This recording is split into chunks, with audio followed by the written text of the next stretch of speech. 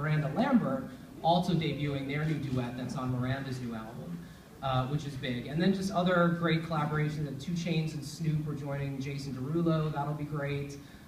We've got Miley Cyrus performing something sort of unique that I think everybody will be talking about. We have the first performance of Birthday by Katy Perry on TV.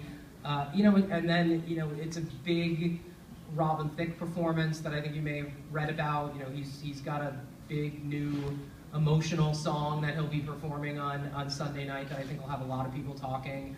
And then the first woman ever to receive the Billboard Icon Award, Jennifer Lopez. And that's going to be a really, I think, emotional presentation, and she'll also be performing a solo number as well, separate from the number with Pitbull. So, I think those are the highlights. And then Ludacris hosting the show, which I think is going to be great. I think he's... And 5 Seconds of Summer making their U.S. debut. I think they're on stage rehearsing right now downstairs. I think it's going to be a big show. And then Alan, I think, is going to talk to you briefly about the Michael Jackson experience. Michael Jackson experience. I don't know if some of you I know were in the room yesterday. It's just the most remarkable thing. It started months ago when Mark Schimmel, who works with us, and L.A. Reid started talking about this opportunity.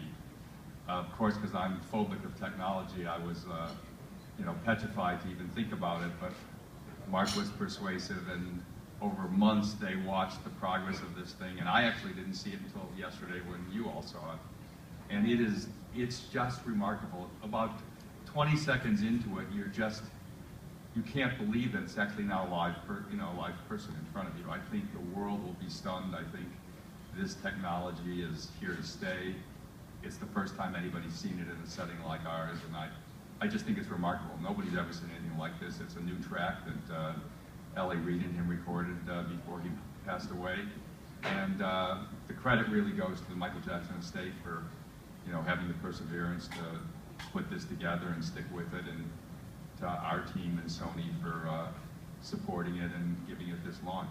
So I think everybody will be astounded by it. And just one last thing, that Great Big World is here because actually we're the creators and producers of So You Think You Can Dance, and their single actually got its big moment where Christina actually heard it on our show and then called and went, geez, I'd like to chime in on that one, and the rest is history. So life's is sort of a circle that way. Just one other thing I forgot to mention was it's great just in terms of the charts with Billboard that John Legend, introduced by his wife Chrissy Teigen, is performing All of Me, which is the #1 song in the country right now. So that's a great moment too. Markel, we got a question back here. Can you hear me? We got a question back here from Kevin Quinn, KRBE in Houston. Thank you. Guys, a lot of these award shows, they sometimes tend to run a little bit longer. And we love to watch the performances, we love to see the speeches. How do you guys handle that from a technical aspect and the timing and keeping things smooth, and how do you guys handle the running of the show like that? Well, let me start. Dick Clark Productions is by far the leader in this field. We have more shows than anybody. There's nobody even close to us.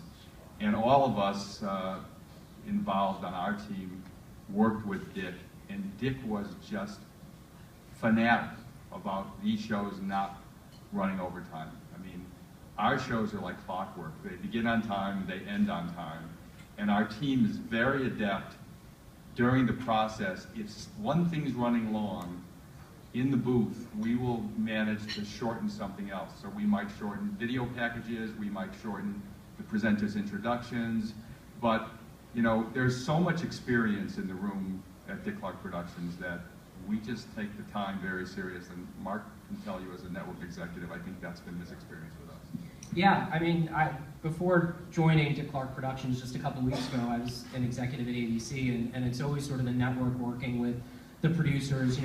We go into every show with what we call accordions, which are things that if we are running long, that we can trim down. So generally you're going into a show with 3 or 4 minutes of content that you can cut down and shorten that can get you off on time.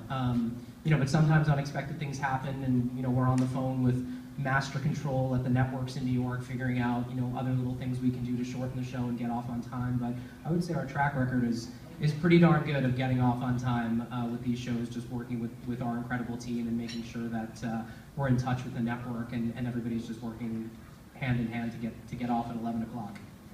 Guys, we've got one more question, and then we'll bring up a Great Big World from San Francisco. Paul Tonelli, Lamont and Tonelli, 1077 The Bone, San Francisco.